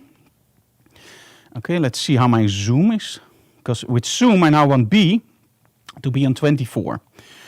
Now, why is this important with a gel? When I use a gel, I can also use this. Let me just show you. Let me first go for B. and let me go for 200. Okay. Okay, there we go. Let me see. Okay, doesn't give enough power, so let's turn the power all the way up. There we go. Yep, on full power. Probably too much, but we'll see. Oh, yep, way too much. Go down, 1/4. Yeah, much better. So really, really love this look. I did something wrong, Frank. Oh, one moment. I will help in a week. What did you do wrong? The picture in picture is prachtig. Exclamation. And then you went to the webcam. I told you not to. There we go again. Sorry. Yeah, it just happened or all the time? No, just happened. Okay. At least they saw the picture in picture. So the result, yeah. Yeah, okay. Okay, I really liked it, but the finger. You have the finger a little bit too extended. Yeah, that's awesome. Don't give me the finger. Don't. But as you can see here, it's more like, it's just nice. There's nothing wrong with this. So let's go for zoom. And now let's just go for 24. Okay, there we go. Yep, great. Okay, look at the difference. Now, we don't have just that light there, but we now have that whole lens flare. But of course also a lot more. So let's turn down. This is better for the batteries. And for the strobe, of course. Okay, a little bit more. This is cooking. Just a little bit more pepper.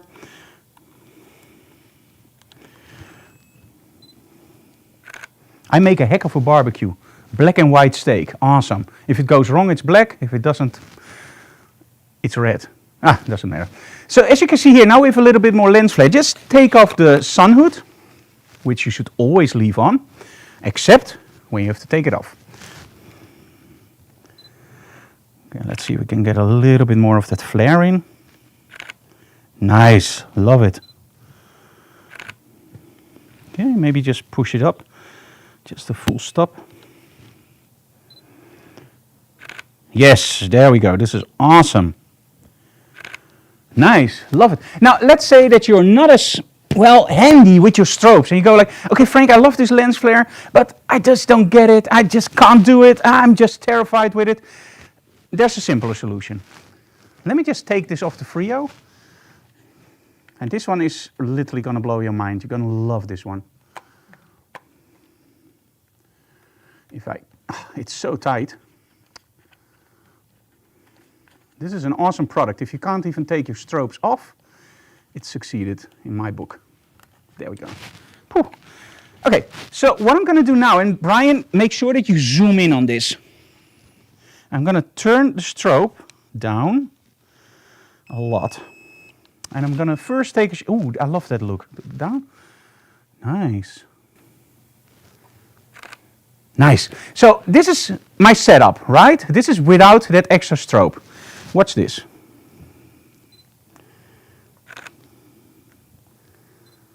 And this is way too much.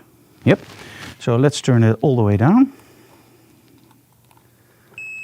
I think this is too much, but hey, we can always try. What I'm doing is I'm going to make sure that I see it and then take it out. Oh, yeah, love it. So you don't need me anymore? No, you don't have to breathe on lenses anymore. You are now totally still needed. Always watch out what you say. There's no warranties. Okay. Now I lowered the ISO, and if you don't aim it directly at the strobe, you saw what happened? You don't see anything. There we go. Now it's a lot less powerful. There we go. Love this. Let's give it a little bit more. Again, this is all trial and error, sorry. Much better.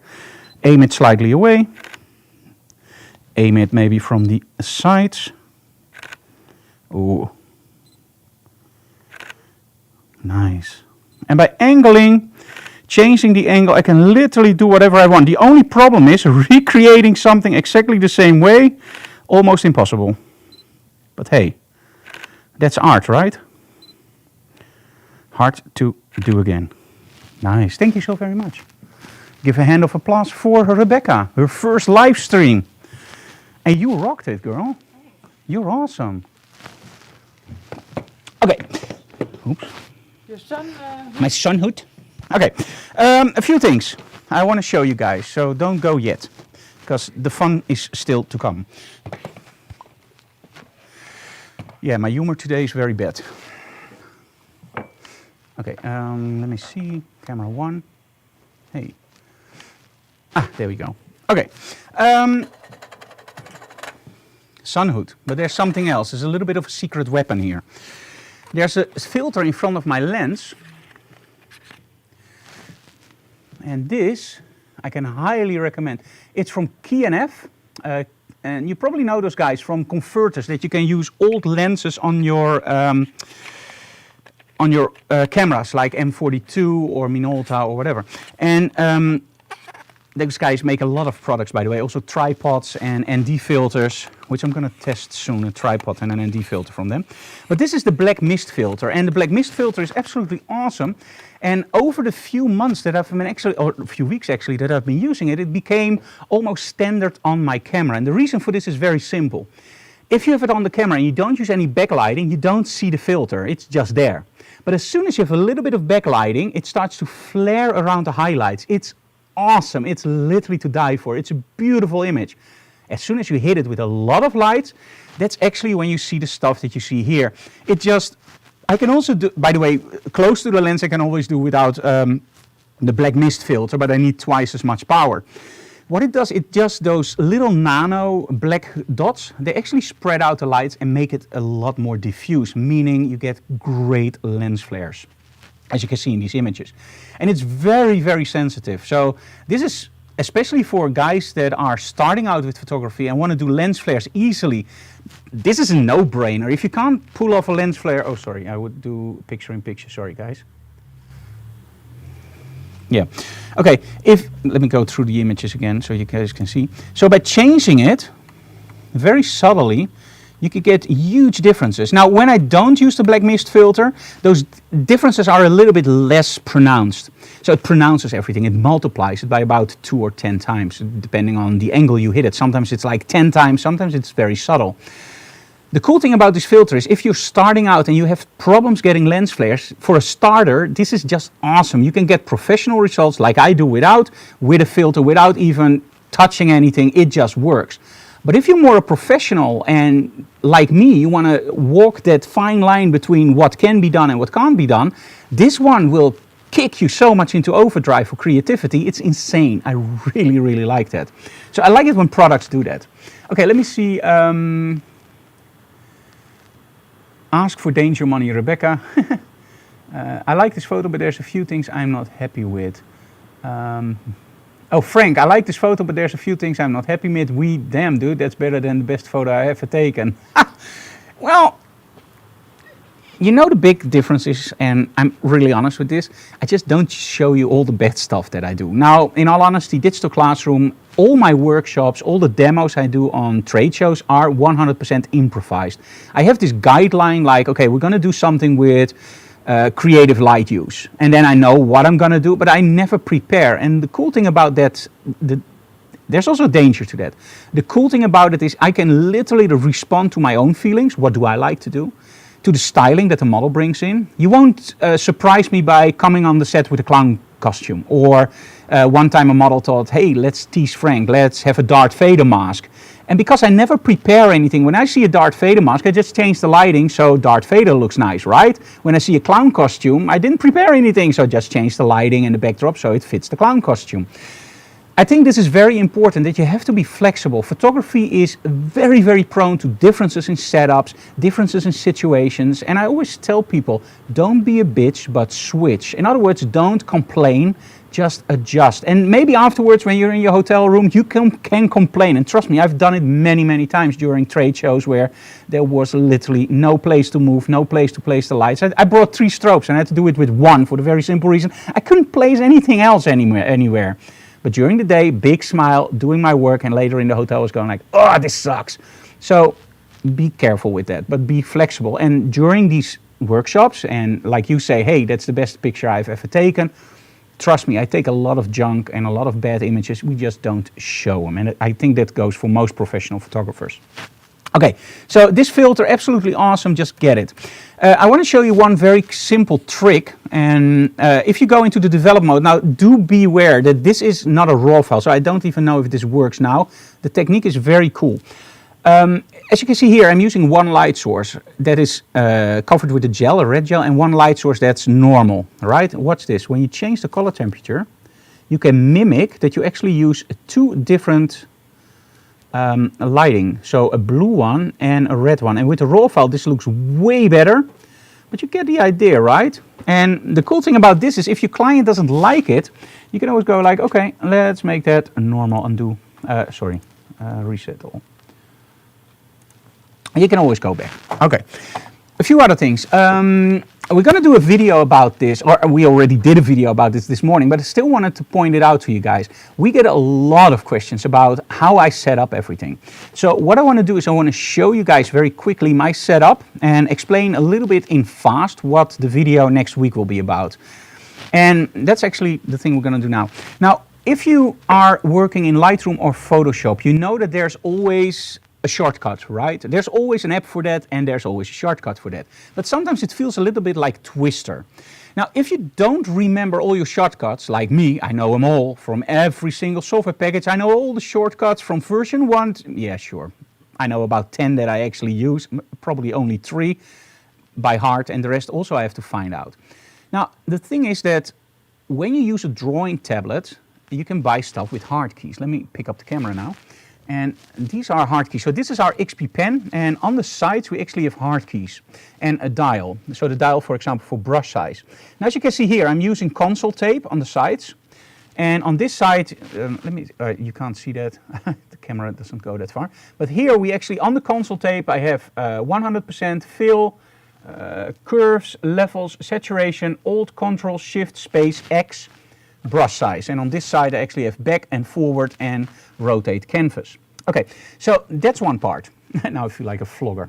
That's one part. The other part is, of course, you can have it in your keyboard. So we always use these Logic keyboard. All my books were written on these keyboards. The reason is very simple. It's backlit. It types very, very cool. And this is the Lightroom and Photoshop one for Creative Cloud. And literally all the shortcuts are there. And they're nicely in color coded. You can see, for example, if I look at number 1, I can see library, star, opacity 10%, view 100%, including the colors I have to press to get that. So let's say I want to do the toolbar, I can press T. If I want to do transform, I have to do this color with that. This is Control T, transform. G, Control G is group. Perfect. Now, if you want to do something with blue, it just is very, very easy to operate. Now, sometimes you travel, right, and you don't want to bring a keyboard with you, or you don't want to bring an XP tablet or Wacom or whatever you want to use. They're all great. And there's another solution for that. Annelie, can you give me that one? Okay. Annelie fell asleep for a minute. Okay. And this one we got in the mail a few days, or actually a few weeks ago, and I've been testing it out, and Annelie has been testing it out. This is the Toolbox, and in all honesty, I never heard of the brand before. That's 100% my fault. This one, watch the video, and also on my website you already see the review. This one is really cool. The reason for it is all the dials are in different shapes and different heights. So you can, even these two, look at this. This one is a little bit deeper than that one. So everything is different, and you can use combi keys. So you can press buttons in combination with other buttons, and you can change stuff. This is really, really nice. And it's heavy, it has a USB-C connector. Is it perfect? Far from, because it doesn't have backlit. And at this time, I don't have any problem seeing it, but in a dark studio, it's a little bit dark. But hey, all those solutions, unless you have a display, have that problem. This one we tested out, it's way below $200, and I just wanted to squeeze it into Digital Classroom because I know a lot of you guys love gadgets, and a lot of you guys love gadgets that actually work. Now something like this, for what does it work? It doesn't work for me for Lightroom, because Lightroom has a very, very nice workflow. Everything is nice underneath each other, and you really don't need stuff like this, right? For Photoshop, or for example music programs like Reaper, Logic, or Ettl, or Pro Tools, whatever you want to use, this works like a charm. For example, record, stop, skim, trim, zoom in, zoom out, cut, paste, whatever you want to do, it just works. And with the combi keys, awesome. So just wanted to squeeze that in. Wait for the video for next week, and on my website you can already see the total review. Okay, that's about it, I think. Anyway, do we have any news that we have to share? Yeah. Yes? Okay, give me the news. A lot of news. Oh, by the way, I also wanted to show the trigger very quickly, in case you didn't catch that. So this is the setup from Ettl. So this is my Air Direct, right? Yes. Yes, now I say it correctly. Air Direct, and the cool thing is it runs on a normal Canon battery, although I'm shooting Sony. So Canon battery, and it creates a Wi-Fi network, and I'm actually now bridging that Wi-Fi network. So in other words, when I look at my screen, let me share my screen for a second. Annelie, can you take the trigger off? Let me share my screen. Okay, because we get so many questions about it, so I thought let's just put it in Digital Classroom. Okay, as you can see here, we are shooting with a Wi-Fi network. You always have to connect to the Wi-Fi network, of course, from the device. But I'm also bridging it to Learning with Frank. And it means that I can still use my internet, I can still use whatever I want. And the cool thing about the Ettl solution is that it actually works like a universal wireless USB bridge. So we don't have any problems with that it doesn't work or you need extra software. You just run Edu and it works. Okay, so the trigger. Let me turn it on. What I highly recommend for the Nissin system, oh sorry, let me switch it over to the right camera. I'm so sorry guys, I showed you, let me go back because you didn't have any camera. Okay, Ettl, Air Direct, and you saw the screen sharing, right? So in case you missed it, sorry, I pressed the wrong button. Okay. This is the trigger from Nissin, and I really highly recommend something like this, and that's why I wanted to show you guys. You have a display on there, and this is priceless because there are a lot of solutions where you don't have displays, and you are always figuring out like, hey, how does this work? How does this operate? And with this, it's not like COSOFO, where you go like, WTF? I don't know what it means. Here you literally see master, slave, open, zoom. So it's full words, not just small things. And it's very, very bright in the studio. Outside you can still read it very well. And it's a remote control by radio. So it means that you have proper connection to your strobes and you don't have that whole line of sight stuff where there's a little bit of sun and it doesn't work. And also here we have a lot of hard keys. I love hard keys. I love that tactile feel. Okay, the news. Oh, and the Frio I had to show. This is the one that we use for connecting our speedlights. And as you can see here, this is the Ettl Frio. This is still the old one. You slide it in and it actually is locking here on this part, but it also locks here. So you normally tighten the screw of your strobe, right? Don't tighten it too fast on your camera, but on these kinds of things, you just tighten it like it's crazy, like it's really fit. And then that final part, and this is the one that I love, is this. And I miss that on a lot of other solutions, and the strobes just fall off because they are tightened here, but they can still fall off via that side. And of course you can just mount it on your strobes. And it's delivered with an extra piece, so you can mount it on a smaller... yeah, you get an extra screw mount, so you can also choose smaller screws, whatever, threads. That's the correct term, thread. Okay, let me go to the news. Okay. Every week we are now starting workshops again. Although with COVID, we never know, of course, when we are allowed to teach workshops. Both Anneweek and I already got our shots, and from our side, and it will cost me some followers, and I don't give about that. I don't care. Get vaccinated. I really, really stress this. get vaccinated for the very simple reason we want to end this shit. Come on, guys. Get that little prick, get that little, we call it prick, get that little injection. It doesn't hurt. And then we can open up everything again. We hope. But as it goes now, yeah, I want to teach workshops, right? So get vaccinated. So we do it every week, but normally we teach 2 workshops a week on Friday and Saturday. At this point, we only use the studio one day and then one day not to make sure that everything is ventilated. We want to have a very, very safe environment. So that's why we only teach workshops now on Saturday. Go to our website, you know the website probably if you're in the Netherlands, and just go to the website to see the new program. On August 28th, we have a new digital classroom, the start of season 7. We're going to do a lot more creativity stuff, and you guys are going to love it, trust me. September 1 and 2, Kelby 1, live online, Photoshop World. Yes, that's going to be awesome. If you want tickets, just email me. We're going to do it online. I have 1 class on shooting models and 1 class actually on the whole mobile workflow using professionally Lightroom and Photoshop on the iPad, but also how to quickly import images without them getting distorted, how to get your images off your iPad, how to rename images in batch, what is not possible on the iPad. We found so many solutions that are easy to incorporate, but will transform your iPad from a nice piece of glass to very, very usable. In fact, I actually added everything you see from me this year has been added 100% on the iPad. I didn't use Photoshop on the desktop anymore this year. I'm only using the iPad, so everything is now possible. For the Dutch people, we have a reprint from Fotograferen in elke situatie, Photography in every situation. It's a new book. This is the new cover. I absolutely love this cover. Picture of Lois. Picture of Lois. So that's the new cover of the new book. It's a reprint, and I rewrote about 10 pages in the book. Yeah. So it's a total revamp of, for example, the workflow and some stuff that just simply changed over time because the book is now 1 year old and it's now reprinted. So it's a difference between 1 year. If you already have the book, don't buy it. If you didn't buy the book yet, get the new one because it's totally up to date again.